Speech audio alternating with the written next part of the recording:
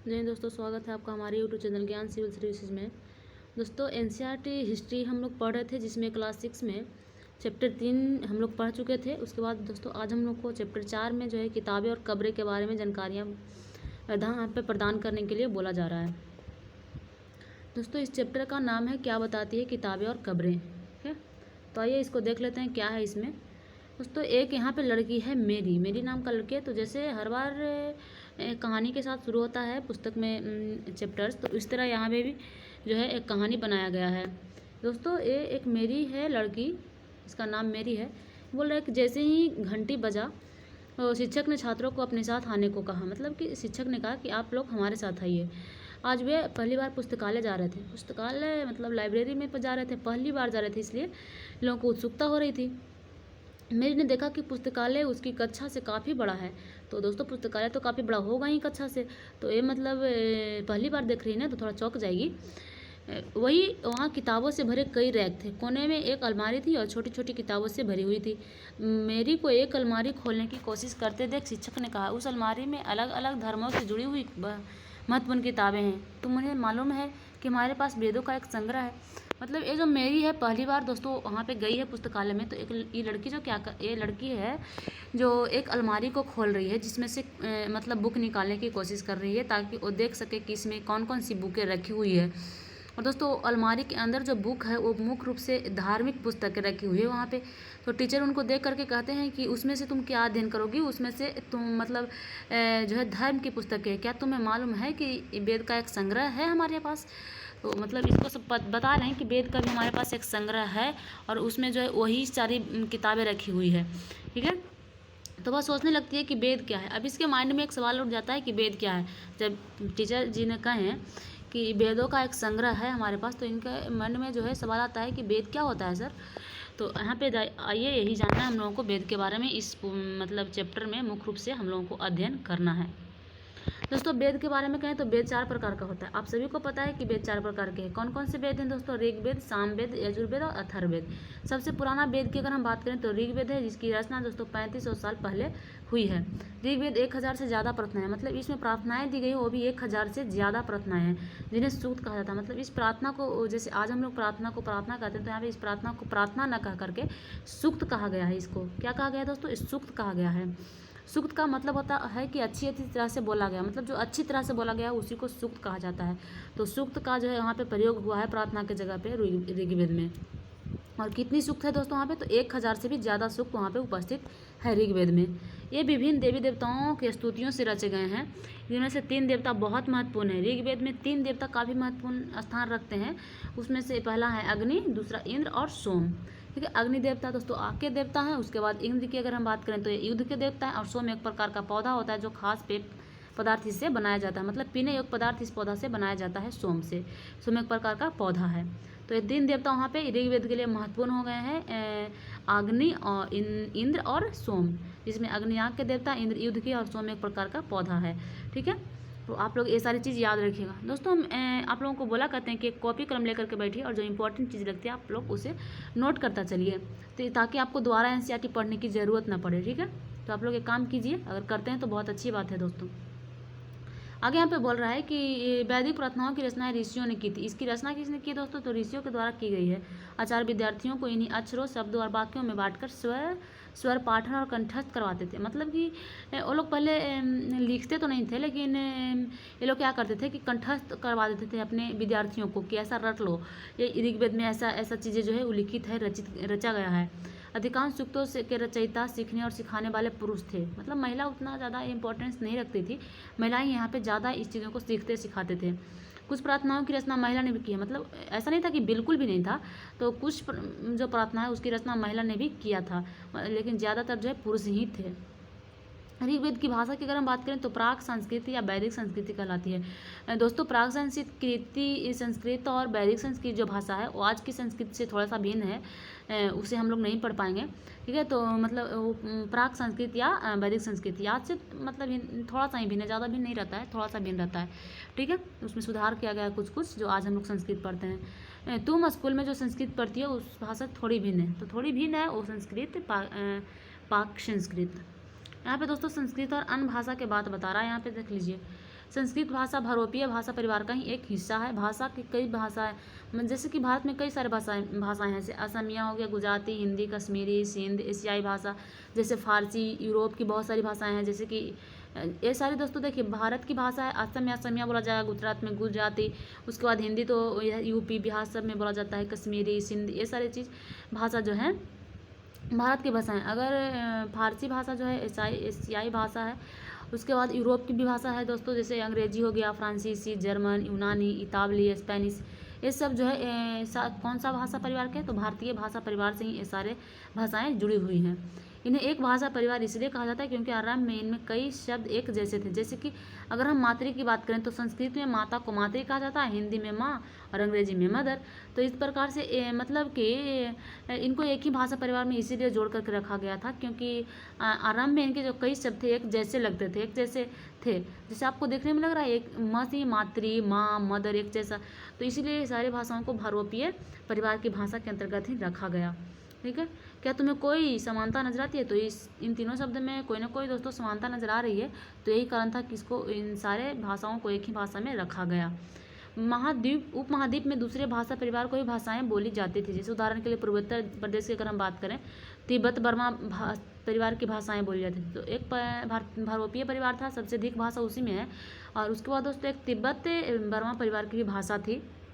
इसमें तेलुगु हो गया, मतलब तमिल हो गया, कन्नड़, मलयालम, द्रविड़, ये सारी चीज़ें होते थे। द्रविड़ भाषा परिवार की यह भाषाएं हैं, मतलब ये सारे जो हैं द्रविड़ भाषा परिवार के होंगे। कौन कौन से? तेलुगु, तमिल, कन्नड़ और मलयालम, ये सब जो हैं द्रविड़ भाषा परिवार की भाषाएं हैं। क्योंकि अगर झारखंड और मध्य भारत के कई हिस्सों में अगर बोली जाने वाली भाषा की बात करें तो वहाँ पे एस्ट्रो एशियाटिक परिवार से जुड़ी है, मतलब कि वहाँ पे ये सारे भाषा से हट करके कोई भाषा यूज किया जाता है जिसको ऑस्ट्रो एशियाटिक परिवार से जुड़ी हुई भाषाएं वो है। ठीक है, तो ये कुछ भाषा का ज्ञान हम लोगों को दे रहा था। अब यहाँ पे आइए, बोल रहा है हम जिन किताबों को पढ़ते हैं वे लिखी या छपी गई है। मतलब हम आज जो जिस किताब को पढ़ते हैं वो या तो लिखी गई है या तो छापी गई है। तो ऋग्वेद का उच्चारण किया जाता था और श्रवण किया जाता था, न कि पढ़ा जाता था। मतलब कि जैसे देखिए ऋग्वेद की अगर हम बात करें तो वहाँ पे कोई चीज़ लिखी हुई नहीं थी। एक व्यक्ति क्या करता था कि मतलब उच्चारण करता था और दूसरा व्यक्ति सुनता था, बस यही हो सकता था। यहाँ पे कहीं पे लिखा गया नहीं था जिसे पढ़ लिया जाए। ठीक है, रचना के कई सदियों बाद इसे पहली बार लिखा गया। इसे छापने का काम तो मुश्किल 200 साल पहले हुआ है। मतलब जब पूरी तरह से लोगों को भाषा का ज्ञान हुआ, लेखन शैली का ज्ञान हुआ, तो आज से लगभग 200 साल पहले ही इनका लेखन हुआ है। लेकिन पहले की अगर हम बात करें तो 3500 साल पहले ये पुराना वेद है ऋग्वेद। तो पहले इसका अध्ययन ऐसा नहीं था कि नहीं होता था, लेकिन एक उच्चारण करते थे और दूसरा इनको सुनते थे, लिखा नहीं जाता था क्योंकि लोगों को ज्ञान ही नहीं था लिखने का। आज से 200 साल पहले ही जो इनका रचना हुआ है। यहाँ पे दोस्तों बोल रहा है कि इतिहासकार ऋग्वेद का अध्ययन कैसे करते हैं। इतिहासकार पुरातत्व वेदों की तरह ही अतीत के बारे में जानकारी इकट्ठा करते हैं। जैसे पुरातत्वविद वैसे ही इतिहासकार भी जो है अतीत के बारे में जानकारी प्राप्त करते हैं और पुरातत्वविद जो है खुदाई के माध्यम से प्राप्त करते हैं। ये लोग क्या करते हैं दोस्तों, इतिहासकार किसी भी माध्यम से, जैसे अभिलेख हो गया, मतलब पांडुलिपि, ये सारी चीज़ों के माध्यम से जो है अतीत के बारे में जानने का प्रयास करते हैं। लेकिन भौतिक अवशेष के अलावा वे लिखित स्रोतों का भी उपयोग करते हैं। मतलब यही होगा, जैसे भौतिक मतलब हो गया खुदाई वगैरह ही, और लिखित स्रोत जैसे वही अभिलेख, पांडुलिपि, तो ये सब का भी उपयोग ये इतिहासकार करते हैं। चलो देखते हैं कि वे ऋग्वेद का अध्ययन कैसे करते हैं। तो कैसे करते हैं ऋग्वेद का अध्ययन, यहाँ पे देखते हैं। बोल रहा है कि ऋग्वेद में कुल सूक्त वार्तालाप के रूप में है। कुछ सूक्त जो वार्तालाप के रूप में है वहाँ पे दिया गया है दोस्तों। यहाँ पे देख लीजिए, विश्वामित्र नामक ऋषि और देवता रूप में पूजित दो नदी, मतलब विश्वामित्र जी और दो नदी के बीच जो है वार्तालाप हो रहा है यहाँ पे, उसका बात यहाँ पे दिया गया है। जैसे देख लीजिए दोस्तों, यहाँ पे विश्वामित्र जी हैं और नदी जी है, दोनों बात कर रहे हैं अपने आप में। ठीक है, तो ये है ऋग्वेद का अध्ययन। विश्वामित्र जी कहते हैं, हे नदियाँ, अपने बछड़ों को चाटती हुई दो दमकती गायों की तरह दो फुर्तीली घोड़ों की चाल से पहाड़ों से नीचे आओ। मतलब उनको पहाड़ से नीचे बुला रहे हैं। इंद्र द्वारा दी गई हुई शक्ति से स्फूर्ति तुम रथों की गति से सागर की ओर बह रही हो। तुम जल को परिपूर्ण हो और एक दूसरे से मिल जाना चाहती हो। मतलब कि बहुत तेजी धार में दोस्तों बह रहा है नदी। तो इनको मतलब कहने का मतलब है, वहाँ पे खड़ी हैं किनारे पे और ये कह रहे हैं कि हे नदियाँ, तुम बछड़ों को चाटती हुई, मतलब कि अपनी किनारों को चाटती हुई दो दमकती गायों की तरह और फुर्तीली घोड़ों की चाल में जो है पहाड़ से नीचे आ रही हो। और उसके बाद यहाँ पे क्या कह रहा है कि रथों की गति से सागर की ओर बह रही हो। सागर की ओर तो बहती है नदियाँ, तो वो यही ये कह रहे हैं, उनको संबोधित कर रहे हैं नदियाँ को, तुम जल से परिपूर्ण हो और एक दूसरे से मतलब सागर से जाकर के मिल जाना चाहती हो। तो नदियाँ यहाँ पे जवाब देती है, जल से परिपूर्ण हम देवताओं के बनाए रास्ते पर चलती हैं, एक बार निकलने पर हमें रोका नहीं जा सकता। हे ऋषि, तुम हमसे प्रार्थना क्यों कर रहे हो? तो ये ऋषि जो है ये प्रार्थना कर रहे हैं, तो इसको नदी के द्वारा जवाब दिया जा रहा है, पूछा जा रहा है कि तुम क्यों प्रार्थना कर रहे हो हमसे, हम तो एक बार निकलने के बाद नहीं रुक सकते। तो विश्वामित्र जी कहते हैं कि हे बहनों, मुझे गायन की प्रार्थना सुनो, मतलब इस करें कि हमको प्रार्थना सुनो, मैं रथों और गाड़ियों सहित बहुत दूर से आया हूँ, कृपया करके अपने जल का हमारे रथों और गाड़ियों की धुरियों के ऊपर न उठाओ, ताकि हम आसानी से उस पार जा सके। मतलब मुख्य रूप से दोस्तों विश्वामित्र जी प्रार्थना कर रहे हैं इस पार से उस पार जाने के लिए, उनको बहती नदी में पार होने में मतलब डर भय लग गया है, ताकि मेरा मतलब रथ बह न जाए सागर की ओर, इतनी तेजी में जल बह रही हैं नदियाँ। तो वो प्रार्थना करती है कि कुछ देर के लिए तुम अपनी धारा को रोक लो और हमें उस पार जो है जाने दो हमारे रथ को, यही कहना चाह रहे हैं, यही प्रार्थना कर रहे हैं नदी से। लेकिन नदी तो एक बार निकल जाती है तो रुकती है नहीं। तो नदियाँ कह रही है, हम तुम्हारी प्रार्थना सुनेंगे, जिससे तुम सब सुरक्षित उस पार जा सको। ये प्रार्थना सुनने के लिए कहते हैं, इतिहासकार बताते हैं कि यह प्रार्थना उस क्षेत्र में रची गई होगी जहाँ ये नदियाँ बहती है। वे यह भी सुझाते हैं कि जिस समाज में ऋषि रहते थे वहाँ घोड़ा गाय और बहुत महत्व दिया जाता था, इसलिए नदियों की तुलना घोड़ा और गाय से की गई है। तो यहाँ पे जिस तरह से देखें कि मतलब घोड़ा की चाल यहाँ पे देखा गया है नदी के बहने के लिए, और गाय के बच्चों का भी यहाँ पे उपयोग किया गया है नदियों के किनारों के लिए। तो इस तरह से दोस्तों वहाँ पे गाय और घोड़ा का तुलना नदी के लिए भी किया जा रहा है। तो वहाँ पे गाय और घोड़ा का बहुत महत्व रहा होगा ऋग्वेद में, इससे पता चलता है। और ये जो रचना है प्रार्थना जो उसी क्षेत्र में रची गई होगी जहाँ पे नदियाँ बहती होगी, तो इससे जो है इतिहासकार का पता चलता है। ये ऋग्वेद में प्रार्थनाओं की अन्य दूसरी नदियाँ खासकर सरस्वती, सिंधु और उसकी सहायक नदियों का भी जिक्र है। गंगा और मतलब कि सबसे अधिक जो है वहाँ पे सरस्वती सिंधु का उल्लेख है। उसके बाद दोस्तों अगर हम बात करें तो गंगा और यमुना का उल्लेख ऋग्वेद में मात्र एक बार ही हुआ है। ठीक, इसको देखने के लिए करा दोस्तों एक ऐसे 5 नदी की सूची बनाओ जिसके नाम ऋग्वेद में नहीं है। तो जो नहीं है उनको सूची बनाने के लिए यहाँ पे बोल रहा है। यहाँ पे दोस्तों बोल रहा है मवेशी, घोड़े और रथ के बारे में कुछ चीज़ें बोल रहा है। ऋग्वेद में मवेशियों, बच्चों, खास करके पुत्रों और घोड़े की प्राप्ति के लिए ही अनेक प्रार्थनाएं की गई है। उस समय ऐसा नहीं था कि मतलब कुछ ज़मीन को लेकर के या फिर किसी भी मतलब लड़ाइयाँ भी होती थी तो मवेशी को लेकर के, घोड़े की प्राप्ति को लेकर के, पुत्रों की प्राप्ति को लेकर के, या फिर यज्ञ भी हुआ है, प्रार्थना भी हुआ, तो यही इन्हीं सारी चीज़ों को लेकर के हुआ है। घोड़ों को लड़ाई में रथ खींचने का काम लाया जाता था, इसलिए घोड़ों को लेकर के लड़ रहे हैं। इन लड़ाइयों में मवेशी जीत कर लाए जाते थे। लड़ाइयाँ वैसे ज़मीन के लिए भी लड़ी जाती थी जहाँ अच्छे चारागाह, मतलब कि जहाँ पे अच्छा चारागाह हो वैसे ज़मीन के लिए यहाँ पे लड़ाई लड़ी जा सकती थी, या जहाँ पर जौ जैसी जल्दी तैयार हो जाने वाली फसलों को उगाया जा सकता हो। कुछ ही लड़ाइयाँ पानी के स्रोत और लोगों के बंदी बनाने के लिए भी लड़ी जाती थी। तो देख रहे हैं आज की लड़ाई से वहाँ पे कैसे लड़ाइयाँ भिन्न हैं, वहाँ पे किस किस चीज़ों की लड़ाई हो रही है। युद्ध में जीते गए धन को कुछ भाग सरदार रख लेते थे तथा कुछ ही पुरोहित को दे दिया जाता था। मतलब पुरोहित वही पंडित लोग जो आज करके ढकोसला करते हैं, पंडित वगैरह। मुख्य रूप से पंडित और ब्राह्मण दोस्तों, मतलब आजकल के जो ब्राह्मण है वो छोड़िए, उस पर बेसी चर्चा अच्छा नहीं है। तो यहाँ पे दोस्तों क्या होता था कि युद्ध में जो जीत करके धन लाया जाता था वो कुछ सरदार रखते थे अपने लिए और कुछ जो है पुरोहित को दान कर देते थे। ठीक है, तो आज भी लोग दान करते हैं अपने कमाए हुए धन पुण्य का, और उसको फ्री में। शेष धन आम लोगों को बांट दिया जाता था, और भी जो शेष धन बचता था उसको आम लोगों में बांट जाता था, यानी कि जनता में। कुछ धन यज्ञ के लिए भी प्रयुक्त होता था, यज्ञ में आग की आहुति दी जाती थी। मतलब वही आज भी हम लोग आग की आहुति देते हैं, यज्ञ वगैरह करते हैं। तो ये सारी चीज़ पहले ऋग्वेद से ही उपलब्ध है दोस्तों। ये आहुतियाँ देवी देवताओं को दी जाती थी, घी, अनाज और कभी कभी जानवरों को भी आहुति दी जाती थी। तो आज भी दी जाती है दोस्तों, जैसे घी की आहुति तो हम लोग आज भी देते हैं होम के साथ। उसके बाद अनाज, और अनाज जो भी कभी होता है चूर्ण कर करके वहाँ पे प्रसाद चढ़ाई जाती है। उसके बाद अगर दोस्तों बात करें जानवरों की, तो जानवरों की आहुति भी आज तक दी जाती है। गाय, बैल, ये सारी चीज़ की आहुति अभी तक दी जाती है। यहाँ तक कि मानव की आहुति भी अभी तक दिए जा रही है दोस्तों, लेकिन ये सब कहीं ना कहीं गलत है, लेकिन फिर भी लोग आहुति दे देते हैं। ठीक है ना। अधिकांश पुरुष इन युद्धों में भाग लेते थे। कोई अस्थायी सेना नहीं थी, लेकिन लोग सभाओं में मिलते जुलते थे और युद्ध व शांति के विषय पर सलाह मशवरा किया करते थे। वहाँ ऐसे लोगों को अपना सरदार चुनते थे जो बहादुर और कुशल योद्धा हो। मतलब कि ऐसा नहीं हो कि वहाँ पे कोई राजतंत्र जैसा कोई चीज़ नहीं था। वहाँ पे सरदार उन्हीं को चुना जाता था जो उस लायक था, वहाँ पे कुशल योद्धा था, उसी को सरदार चुनते थे वहाँ के लोग। और वहाँ पे कोई अस्थायी सेना तो थी नहीं जो लड़ाई लड़ने के लिए जाए, लेकिन फिर भी लोग जो है युद्ध जब होता था तो सारे लोग भाग लेते थे और एक जगह जो है सलाह मशवरा करते थे कि युद्ध को कैसे शांत किया जाए या फिर उत्तेजित किया जाए, किस तरह क्या किया जाए।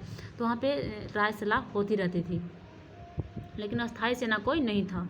ठीक है, आगे दोस्तों यहाँ पे करा है कि लोगों की विशेषता बताने वाले शब्द क्या हैं। लोगों का वर्गीकरण काम, भाषा, परिवार या समुदाय, निवास स्थान या फिर सांस्कृतिक परंपरा के आधार पर किया जाता रहा है। तो यहाँ पे दोस्तों दो समूह था जिनका वर्गीकरण काम के आधार पर किया गया है। जैसे पहला पुरोहित था, पुरोहित के बारे में ऊपर भी दिया गया है कि युद्ध में जो धन आता था उसमें कुछ भाग पुरोहित को भी मिलता था। तो उनको दोस्तों ब्राह्मण भी कहा जाता था। ये मुख्य रूप से क्या करते थे कि यज्ञ करवाते थे या अनुष्ठान करते थे, और दूसरे लोग जो है राजा होते थे। ये दो ही प्रकार के तो लोग थे वहाँ पे। कहे ये राजा वैसे नहीं थे जिनके बारे में तुम बाद में पढ़ोगे, मतलब बाद में पढ़ने का मतलब कि जैसे अशोक हो गया, चंद्रगुप्त मौर्य हो गया, ये सारे राजा पहले बाद में आएंगे। तो इस वैसे राजा वहाँ पर नहीं होते थे। ये न तो बड़ी राजधानियाँ और महलों में रहते थे और न इनके पास ही सेना थी, और न ही ये कर वसूलते थे, मतलब कर नहीं वसूलते थे, सेना भी नहीं रखते थे, महलों में भी नहीं रहते थे, इनके पास सेवा सेवक भी नहीं होते होंगे साधारण तौर पर। तो प्रायः राजा की मृत्यु के बाद उसका बेटा अपने आप ही शासक नहीं बन जाता था। ऐसा भी नहीं था कि उसके बेटा ही शासक बनेगा, ऐसा भी नहीं था।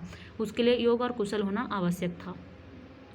जनता या पूरे समुदाय के लिए दो शब्दों का इस्तेमाल होता था। एक था जन, जिसका प्रयोग हिंदी व अन्य भाषाओं में आज भी होता है, और दूसरा था विश, जिससे वैश्य शब्द से निकला।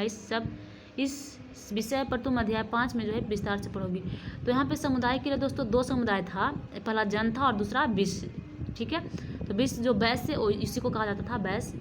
ऋग्वेद में विश और जनों के नाम मिलते हैं, इसलिए हमें पुरुजन या विश, मतलब पुरुजन या पुरुविश इस तरह से मिलते हैं, या भरत जन या भरत बीस, यदुजन या यदुबीस जैसे करके उल्लेख जो है ऋग्वेद में मिले हैं। जिस लोगों ने इन प्रार्थनाओं की रचना की वे कभी कभी खुद को आर्य कहते थे, मतलब जिसने इनकी प्रार्थना की रचना की थी उन खुद को आर्य कहते थे। तो आर्य का आप लोग नाम सुने होंगे आर्य लोग का। और तथा इनके विरोधी को दास या दासियों कहा जाता था। तो दासी वो नहीं होते थे जो उनको सेवा करते थे, इनको जो विरोध करने में लगे हुए थे आर्यों का, वही दोस्तों उनको दास कहा जाता था ऋग्वेद में। और या दस्यु भी उन्हीं को कहा जाता था। दस्यु ये लोग होते थे जो यज्ञ नहीं करते, मतलब ये लोग यज्ञ नहीं करते थे और दूसरी भाषाएं बोलते थे, जो मतलब वहाँ के जो आमतौर पर भाषाएं थे संस्कृत वो नहीं बोलते थे, दूसरी भाषाओं का उपयोग करते थे ये दास लोग। बाद के समय में दास शब्द का अर्थ मतलब कि बाद के समय में जब आया तो दास का मतलब ही बदल गया, उसका मतलब गुलाम हो गया, लेकिन पहले वो ऐसा नहीं था। पहले जो आर्य के विरोधी थे वो दास कहलाते थे और दूसरी भाषा का प्रयोग करते थे और यज्ञ भी नहीं करते थे। ठीक है, और दास का स्त्रीलिंग दासी हो गया, उसका मतलब गुलाम हो गया। दास वे स्त्री और पुरुष होते थे जिन्हें युद्ध में बंदी बना दिया जाता था। उन्हें उनके मालिक की जायदाद मतलब जायदाद बना दिया जाता था। जो भी काम मालिक चाहते थे वो उनसे करवा सकते थे, उन्हें करना पड़ता था। तो ऐसा दास बन गया था बाद में, लेकिन पहले से दास का एक मतलब नहीं था। ठीक है, आगे दोस्तों करा कि जिस युग में उपमहाद्वीप के उत्तर पश्चिम में ऋग्वेद की रचना हो रही थी उसी समय दूसरी जगह पर एक अलग तरह का विकास भी हो रहा था। तो क्या विकास हो रहा था यहाँ पे देखते हैं। खामोर प्रहरी की कहानी है महापाषाण काल की। क्या विकास हो रहा है महापाषाण काल में देख लीजिए। ये शिल्पखंड महापाषाण एक शिल्पखंड शिलाखंड है, मतलब एक पत्थर का खंड है। महा मतलब बड़ा और पाषाण मतलब पत्थर, मतलब कि पत्थर का बड़ा सा टुकड़ा, उसी को महापाषाण कहा जाता था, नाम से जाना जाता है। ये पत्थर दफन करने की जगह पर लोगों द्वारा बड़े करीने से लगाए गए थे। महापाषाण कब्रें बनाने की प्रथा 3000 साल पहले हुई है। आज मतलब ज़्यादा समय नहीं हुआ, 3000 साल पहले, जैसे 3500 साल पहले ऋग्वेद का मतलब उल्लेख हुआ, उसके बाद फिर यहाँ पे 3000 साल पहले महापाषाण कब्रें जो है बनाने की प्रथा चली। यह प्रथा थी कहाँ पे दोस्तों, तो ये दक्कन में प्रचलित थी, दक्षिण बिहार में, उत्तरी पूर्वी भारत में, और यहाँ पे कश्मीर में भी प्रचलित था महापाषाण की व्यवस्था। कुछ महत्वपूर्ण महापाषाण पुरास्थल मानचित्र में दिखाए गए हैं। तो मानचित्र 2 में दोस्तों आपको दिखाया गया होगा महापाषाण पुरास्थल। कुछ महापाषाण जमीन के ऊपर ही दिख जाते हैं, कुछ महापाषाण जमीन के भीतर भी होते हैं। ठीक है, तो मानचित्र 2 आप लोगों को दिखाया गया होगा। ठीक है, देख लीजिएगा ऊपर, जिसमें हम लोग जिस मानचित्र में हम लोग देखे थे, क्या बोलता है वो न पाषाण स्थल है सब, तो उसी में दिया गया है। ठीक है दोस्तों, ये देखिए इस तरह से महापाषाण है। फिगर को आप देख रहे हैं तो यही दोस्तों महापाषाण है। इसमें बोल रहा है कोची क्या, इस तरह के महापाषाण को ताबूत सावधान मतलब शिफ्ट कहा जाता था। इसको ताबूत शिफ्ट कहा जा रहा है दोस्तों, ताबूत सावधान। यहाँ दिखाए गए शिफ्ट में एक पोर्ट होल बनाया गया है जो शायद पत्थरों से बने हुए कमरे में जाने का एक रास्ता था। तो देखिए कमरे में जाने का एक रास्ता बनाया गया पोर्ट होल, ठीक है, देख लीजिए। यहाँ से जा कर के एक गोल गोल गोल गोल गोल गोल जा कर के यहाँ कब्र था, इसमें से दोस्तों जा कर के मतलब जा सकता था कब्र में। कई बार पुरातत्वविदों को गोलाकार सजाए हुए पत्थर मिले हैं, कई बार अकेला खड़ा हुआ किया गया पत्थर मिला है। एक ही एकमात्र प्रमाण है जो जमीन के नीचे कब्रों को दर्शाए, मतलब कि कई बार ज़मीन के ऊपर भी है, लेकिन ये जो कब्र है ज़मीन के अंदर मिला है दोस्तों, तवात, ठीक है। महापाषाणों के निर्माण के लिए लोगों को कई तरह के काम करने पड़ते थे। हमने तो कार्य की सूची बनाई है, उन्हें क्रमबद्ध करो। मतलब गड्ढे खोदना, शिलखंडों को ढो करके लाना, बड़े बड़े पत्थर का तराशना, मरे हुए को दफनाना, इतने सारे चीज़ों इनको करनी पड़ती होगी महापाषाण की कब्र बनाने के लिए। इन सब कब्रों में कुछ समानताएं हैं। समानता मृतकों को खास किस्म की मिट्टी के बर्तनों के साथ दफनाया जाता था, जिन्हें लाल काले मिट्टी बर्तनों के नाम से जाना जाता था। मतलब इनको एक बर्तन में करके दफनाया जाता था इस महापाषाण में। और वो बर्तन होते थे कैसे दोस्तों, तो काले लाल मिट्टी के बर्तन होते थे। इनके साथ ही उन्हें लोहा के औजार और हथियार, घोला के कंकाल और सामान भी जो उसके साथ दिए जाते थे। तो ये बहुत पहले से ही दिए मतलब आते रहे हैं ऐसी मतलब प्रक्रियाएँ। तो यहाँ पे भी महापाषाण काल में भी ये सारी चीज़ दिए जा रहे हैं। और लेकिन इसमें एक नया चीज़ है कि इसे मिट्टी के बर्तन के साथ दफनाया जाता था, ब्लैक एंड रेड बेयर के साथ।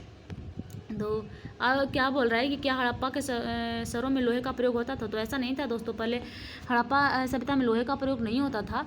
लोहा का प्रयोग जो है ऋग्वेद में ही शुरू हुआ। और यहाँ पे लोहा का औजार भी जो है दिया जाने लगा शवों के साथ, और बनाया भी जाने लगा।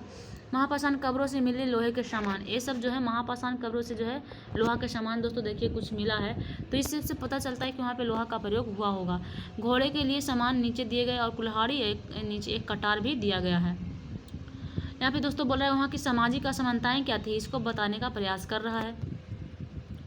दोस्तों यहाँ पे कह रहा है कि पुरातत्वविद यह मानते थे कि कंकाल के साथ पाई गई चीज़ें मरे हुए व्यक्ति की ही रही होगी। मतलब वहाँ पे दे रहा है, इसका मतलब था कि वो मरे हुए व्यक्ति के लिए वो दिया गया होगा सामान जो भी उसके अंदर है।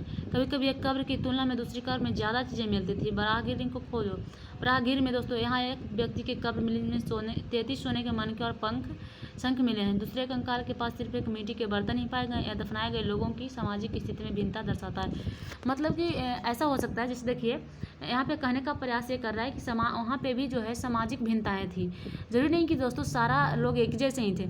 जैसे बराहगीर में एक कब्र मिला, उसमें जो है 33 सोने के मनके मिले हैं। और एक कब्र मिला, एक कंकाल मिला जिसमें सिर्फ एक, वो भी सोना नहीं मिट्टी के बर्तन है।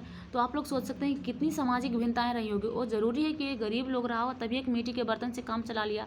उसके बाद ये राजा महाराजा रहे होंगे, अमीर लोग रहे होंगे, तो 33 सोने के मनके ही उनको दे दिए गए दफनाने के बाद भी। तो इस तरह की भिन्नताएं इनसे दर्शाई जा सकती है। यहाँ पे बोल रहा है दोस्तों कभी कभी महापाषाण में एक से अधिक कंकाल भी मिले हैं। मतलब एक ही महापाषाण में एक से अधिक कंकाल भी मिला है। तो ये भी दर्शाते हैं कि एक प्रकार का मतलब एक ही प्रकार परिवार से जो लोग जुड़े हुए होंगे उनको एक ही महापाषाण में दफना दिया जाता होगा, ऐसा भी हो सकता है। या फिर मरने के बाद वहाँ पे लोगों को पोर्ट होल के रास्ते ले जाकर, मतलब पहले एक को दफनाया, उसके बाद फिर दूसरा उसी परिवार से अगर डेट कर रहा है व्यक्ति तो उसको पोर्ट होम से के रास्ते ले जाकर उसी महापाषाण में दफना दिया जाता था। तो ऐसा वहाँ पे अंदाज़ा लगाया जा रहा है। ऐसे स्थान पर गोलाकार बनाए गए पत्थर या चट्टानें चिन्हों का काम करते थे, जहाँ लोग आवश्यकतानुसार शवों को दफनाने दोबारा आ सकते थे। तो ऐसे वहाँ पे चीज़ें बनी हुई थी कि शवों को दफनाने दोबारा वहाँ पे जाया जा सकता था। यहाँ पे दोस्तों एक इनाम गांव के बारे में बोल रहा है, इनाम गांव को खोजने के लिए बोल रहा है। तो ये सारे दोस्तों पृष्ठ 13 पर मतलब समझ रहे हैं, ये कहाँ ढूंढने के लिए आपको बोल रहा है। हम इनको नहीं दिखा सकते दोस्तों, अगर दिखा सकते तो हम दिखा देते, क्योंकि ये दोस्तों चैप्टर 1 में आपका जो मानचित्र था वहाँ पे ये सारी चीज़ें आपको मिल जाएगी उस मानचित्र में। तो चैप्टर 1 अभी हम यहाँ पे से कहाँ से यहाँ पे लाए, तो आप लोग चैप्टर 1 में इसको देख लीजिएगा जा करके मानचित्र। अगर आप लोग शॉर्ट स्क्रीन लिए होंगे या फिर कहीं से भी आपको मिलता है मानचित्र, तो वहाँ पे से इसको आप लोग ढूंढ लीजिए, अगर नहीं इसका लोकेशन पता चल रहा है तो। एक नदी है भीमा नदी, भीमा नदी की सहायक नदी घोड़ के किनारे एक जगह है इनाम गांव। मतलब भीमा का सहायक नदी है, उस नदी का नाम है घोड़, घोड़ा नहीं दोस्तों, घोड़ नाम है नदी का। वो एक भीमा का सहायक है। तो यहाँ पे एक इनाम गांव है। तो इस जगह 3600 से 2700 साल पहले लोग रहते थे। वहाँ वयस्क लोगों के पास गड्ढे में सीधे लिटा कर दफनाया जाता था। तो यहाँ पे दोस्तों सीधा लिटा दिया जाता था और उसका सिर जो है उत्तर की ओर कर दिया जाता था। कई बार घर के अंदर ही दफना दिया जाता था और शायद खाना खाने और पानी हो दफनाए गए सबके पास रख दिए जाते थे। तो सभी जगह अलग अलग चीज़ें थी, ठीक है ना। कैसे देखिए वहाँ पे मेहरगढ़ में हम लोग देखे थे कि बकरी दफना दिया गया था। दफनाते तो कुछ न कुछ सबके साथ सब थे, लेकिन अलग अलग चीज़ें, किसी के पास कुछ है किसी के पास कुछ, ठीक है। और यहाँ पे दोस्तों कह रहा है कि खाने पीने के लिए कुछ चीज़ें दे करके उसको सिर उत्तर की ओर कर दिया जाता था और वहाँ पे सीधा लिटा करके लेटा हुआ व्यक्ति को रहना चाहिए। जबकि मेहरगढ़ में दोस्तों हम लोग देखे थे उस फिगर को, तो व्यक्ति का पैर मुड़ा हुआ था, वहाँ पे सीधा लेटा हुआ नहीं था। लेकिन इनाम गाँव की बात कर रहा है तो यहाँ पे व्यक्ति को लिटा दिया गया है, मतलब पूरी तरह से लिटा करके यहाँ पे दफनाया गया है इनाम गांव में, गड्ढा खोद करके, ठीक है, जैसे आप दफनाया जाता है। तो यहाँ पे कहा कि एक आदमी को 5 कमरे वाले मकान के आंगन में 4 पैर वाले मिट्टी के एक बड़े से संदूक में दफनाया गया था। तो अगर उस मकान की खुदाई हुई है दोस्तों तो एक बहुत बड़ा संदूक में एक व्यक्ति को दफनाया गया है। वो 4 पैर वाला संदूक है और मकान के आंगन में ही दफनाया गया है। तो ये इसकी क्या वजह रही होगी ये भी बता रहा है यहाँ पे। बस्ती के बीच में बसा यह गांव के सबसे बड़ा घरों में से एक था, मतलब ये सबसे बड़ा घर रहा होगा, यही अनुमान लगाया जा रहा है इस शब्द को वहाँ पे से निकलने का कारण।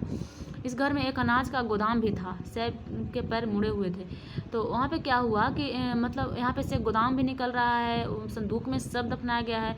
तो इससे लगता है कि किसी सरदार का सब रहा होगा और किसी सरदार का ही ये घर रहा होगा, तभी इस तरह की चीज़ें यहाँ पे थी। अब दोस्तों यहाँ पे बोल रहा है क्या बताती है मैं कंकालों का अध्ययन। तो कंकालों के अध्ययन से हम लोगों को क्या पता चलता है, तो बोल रहा है कि छोटे आकार के आधार पर एक बच्चे के कंकाल को आसानी से पहचाना जा सकता है, लेकिन एक बच्चे और बच्ची के कंकाल के बीच कोई बड़ा फर्क नहीं होता है। मतलब हम लोग ये तो पता कर सकते हैं कि ये कंकाल कोई बच्चा का है या बड़ा व्यक्ति का है, लेकिन ये नहीं पता कर सकते कि ये मतलब बच्चा का है तो बच्चा लड़की है या लड़का है, ये पता करना मुश्किल हो रहा है। क्या हम यह पता कर सकते हैं कि इज्जत किसी कंकाल किसी पुरुष का या हो या स्त्री का था, ये नहीं पता चल रहा है। कभी कभी लोग कंकाल के साथ मिले सामानों के आधार पर उसका अंदाज़ा लगा लेते हैं, जैसे मतलब कि कोई गहना मिला हो, महिला कंकाल के साथ कुछ और मिल सकता है, पुरुष के साथ कुछ और मिल सकता है। तो इससे कभी कभी मतलब अनुमान लग जाता है कि वहाँ पे स्त्री रही होगी और वहाँ पे पुरुष रही होगी, लेकिन फिर भी दोस्तों कन्फ्यूज़ हो जाता है, क्योंकि उस समय में जो है पुरुष भी आभूषण काफ़ी ज़्यादा पहनते थे, तो उसमें भी कन्फ्यूजन आ जाती है। बोल रहा है कि कंकाल का लिंग पहचानने का बेहतर एक तरीका था कि स्त्रियों की जांच, चूँकि महिलाएं बच्चों का जन्म देती इसलिए उनका कटी प्रदेश या कुल्हा पुरुषों से ज़्यादा बड़ा होता। तो ये एक आम तौर पर इसका जो है ये देख लीजिए, इसका एक बहुत मतलब महत्वपूर्ण जो है पहचान करने का नियम था कि उसका महिला का जो कुल्हा है वो बड़ा होगा पुरुषों की तुलना में। तो इस तरह से वहाँ पे पहचान की जाती थी। यह समझ कंकालों के आधुनिक अध्ययन पर आधारित है। आज से लगभग 2000 साल पहले चरक नाम का एक वैद्य हुआ करते थे। उनको चिकित्सा शास्त्र पर चरक संहिता नाम की किताब लिखी। एक किताब लिखी तो दोस्तों चरक संहिता, ठीक है ना, इनका नाम ही था चरक, और एक किताब लिख दी तो उनको चरक संहिता एक कह दिए, ठीक है। वे कहते हैं कि मनुष्य के शरीर में 360 हड्डियाँ होती है। ये आधुनिक शरीर की रचना 206 हड्डियाँ हैं, काफ़ी मतलब उस समय के जो चिकित्सक थे चरक, जिन्होंने चरक संहिता लिखी, वो कहें कि मनुष्य के शरीर में 360 हड्डियाँ होती है, ठीक है। लेकिन आज के तो लोग कहते हैं कि मनुष्य के शरीर में 206 हड्डियाँ ही होती है, तो उनसे काफ़ी ज़्यादा वो बता रहे थे। तो क्या क्या गिन रहे थे, तो इसमें वो यहाँ पे बताया गया है कि संभावना है कि वो दांत भी गिन रहे होंगे और हड्डियाँ के जो जोड़े थे उनको भी गिन रहे होंगे, या कार्टिलेज की जोड़े भी ये गिन रहे होंगे, इसलिए उन्होंने इतनी ज़्यादा संख्या बताई है, ठीक है। अब आगे यहाँ पे दोस्तों देख रहा है कि यहाँ पे कि काम धंधा क्या था वहाँ के लोगों को, इनाम गांव के लोगों को। तो यहाँ पे लोग गेहूँ, चावल, जौ, दाल, बाजरा, मटर और तिल भी वहाँ पे बोते थे, और कई जानवरों की हड्डियाँ भी मिले, मतलब कि पौधे की भी सांस मिल रही है और हड्डियाँ भी मिल रही है। इसका मतलब है कि वो लोग भी पशुपालन और कृषि करते होंगे। कई हड्डियाँ पर काटने का निशान कैसे अंदाज़ा होता है कि उन्हें ये लोग खाते होंगे, मतलब कि ये लोग जानवरों को खाते भी थे, क्योंकि हड्डियाँ पर जो है काटने का निशान मिला है। गाय, बैल, बकरी, भेड़, बकरी, कुत्ता, सुअर, गाधा, सौभर, चितकबरा, हिरन, मृग, कृष्ण मृग, खरहा, नेवला, चिड़िया, घड़ियाल, कछुआ, केकड़ा और मछली की हड्डियाँ भी यहाँ पे पाई गई है। तो देख रहे हैं कितना चीज़ों की हड्डियाँ मिल रहा है। साक्ष्य मिले हैं तो कि ऐसे साक्ष्य मिले हैं कि बेर, आंवला, जामुन, खजूर और ये कई तरह की रस भरियाँ एकत्रित की जाती थी। तो इस सारी चीज़ का दोस्तों वहाँ पे साक्ष्य मिल रहा है। इसका मतलब है कि ये लोग ये सारे काम किया करते होंगे। अब एक अन्यत्र दे रहा है दोस्तों, देख लीजिए। अन्यत्र में एक एटलस में आपको चीन ढूंढने को बोल रहा है। पीछे आप लोग फ्रांस ढूंढवाया आप लोगों से, तुर्की और मिस्र सारे चीज़ आप लोग देख चुके। उसके बाद यहाँ पे आपको आज चीन ढूंढना है। तो चीन ढूंढिए आप लोग अपने एटलस में कहाँ पे पड़ता है। आज से अगर 3500 साल पहले की बात करें तो यहाँ का लेखन कला सबसे पुराने उदाहरण में आते हैं चीन के। यहाँ से कह रहा है कि जानवरों की हड्डियाँ पर लिखा हुआ मिला। जो दोस्तों जानवर के हड्डियाँ पर लोग लिख देते थे, सोच लीजिए। और लिख करके लोग भविष्यवाणी करते थे, क्योंकि मान्यता थी कि भविष्य बताती है। मतलब इनको मान्यता थी, भविष्य करने वाली हड्डियाँ कहा जाता था इसको। जो लिखा गया था जानवर की हड्डियाँ पर, वो कहा जाता था कि भविष्य बनाने वाली हड्डियाँ हैं, भविष्यवाणी बता देगी कि क्या तुम्हारे भविष्य में है। राजा लोग लिपिकारों से इन हड्डियों पर सवाल लिखवाते थे। क्या वे इस मतलब कि ये लोग क्या करते थे कि इस हड्डी पर अपना सवाल लिखवाते थे भविष्य के लिए, कि क्या वे लोग युद्ध जीतेंगे, फसल अच्छी होगी या नहीं होगी, उनके पुत्र प्राप्त होंगे या नहीं होंगे, या फिर इन हड्डियों को आग में डाल दिया जाता था। मतलब लिख कर को ऐसा। और इस हड्डी को जब आग में डाला जाता था दोस्तों तो ये चटक जाता था। अगर चटक कर के दरार पर जाती थी तो भविष्यवाण इन दरारों के बड़े ध्यान से देख कर भविष्यवाणी करते थे। जो भविष्य वक्ता होते थे वो इनको ध्यान से देखते थे और कोशिश करते थे कि भविष्यवाणी इनको कर दें। जैसा शायद तुम भी सोच रहे हो कि भविष्यवाणी कभी कभी गलत भी हो सकते थे। तो इससे क्या आपको लग रहा है कि गलत नहीं होता होगा? होता होगा, बहुत सिंपल सी बात है। आज भी जो भविष्यवाणी करते हैं बाबा वगैरह, वो बहुत बार गलत भी हो जाता है। उनको विश्वास नहीं करना चाहिए, ठीक है ना। तो ये भी हमको ढकोसला नहीं लग रहा है, लेकिन फिर भी हो सकता है कि सच हो जाता होगा। और वहाँ पे तो राजा महाराजा, पैसों की तो कमी होती नहीं होगी। राजा महाराजा सोचते होंगे कि देख लेते हैं पहले ही युद्ध मतलब जीतेंगे या नहीं जीतेंगे। तो इस तरह से वहाँ पे लिखवा करके इसको आग में डाल देते थे और कहते थे कि बताइए कि हम युद्ध जीतेंगे या नहीं जीतेंगे, ठीक है। तो ये सारी चीज़ सवाल लिखवा करके इस पर चेक किया जाता था भविष्यवाणी। और ये मिला कहाँ से दोस्तों? तो ये चीन से मिला है, याद रखिएगा। ये राजा शहरों में महल बना कर रहते थे। उन्होंने बेमुशार दौलत इकट्ठा कर ली थी कि जिससे बड़ी बड़ी नक्काशी किए गए कांसे के बर्तन शामिल थे, लेकिन वे लोग लोहे का इस्तेमाल करना नहीं जानते। मतलब कि उन लोगों के पास बहुत सारे धन इकट्ठा था, नक्काशी किए गए बड़े बड़े कांसे के बर्तन भी उनके पास थे, सब कुछ था, बहुत सारा दौलत था, लेकिन दोस्तों अभी तक उन्हें लोहा का ज्ञान नहीं हुआ था। सोच लीजिए, अभी तक यहाँ पे लोहा का ज्ञान इन लोगों को नहीं हुआ है। ऋग्वेद के राजाओं और रानियों के बीच क्या फ़र्क है बताइए। यहाँ पे ये सारे कुछ चीज़ दे रहे हैं, वेद, प्रार्थना, भाषा, रथ, तो ये सब इसमें प्रयोग हुआ, आप लोग देख लीजिएगा। उसके बाद दोस्तों यहाँ पे कुछ तिथियाँ दे रही है, तो इसको देख लीजिए। दोस्तों प्रारंभिक वेद की रचना कब हुई? तो 3500 साल पहले ऋग्वेद की रचना हुई। उसके बाद महापाषाण का निर्माण बताया जाए तो 3000 साल पहले। और इनामगाद में कृषकों का निवास तो 3600 से 2700 साल पहले। ये सब आप लोग पढ़ चुके ऊपर। उसके बाद चरक, अगर चरक कौन था? एक प्रकार का वैद्य था। इन्होंने चरक संहिता लिखी थी, एक किताब, उसको याद रखिएगा। कब के समय का बात है? ये 2000 साल पहले की बात है, ठीक है ना। इसको बात को आप लोगों को पूरा करना है। उसके बाद यहाँ पे कुछ क्वेश्चंस दी गई है, उसको आप लोगों को भी बनाना है, ठीक है। तो ये दोस्तों इतना ही था ये बुक का चैप्टर 4 और चैप्टर 4 खत्म हुआ दोस्तों। यहाँ पे आपको अब हम लोगों को पढ़ना है चैप्टर 5 के बारे में। कुल 11 चैप्टर है, तो हम आप लोगों को जल्द ही कुल 11 चैप्टर के बारे में कवर करवाएंगे और उसके बाद हम लोग 7th क्लास में आ जाएंगे, ठीक है। तो NCERT थोड़ा जल्दी हम कर रहे हैं, थोड़ा जल्दी भाग रहे हैं, क्योंकि ताकि आप लोग जल्दी से पढ़ लें और एडवांस बुक जल्दी से पढ़ना शुरू कर दें, ठीक है। तो दोस्तों अगर आप लोगों को वीडियो पसंद आ रही है, अच्छा लग रहा है NCERT पढ़ने में, तो आप लोग वीडियो को सब्सक्राइब कर दीजिए, चैनल को सब्सक्राइब कीजिए, वीडियो को लाइक कर दीजिए और शेयर भी कर दीजिए, ताकि काफ़ी लोगों को पहुंच सुनिश्चित हो सके, ठीक है दोस्तों। जय हिंद दोस्तों।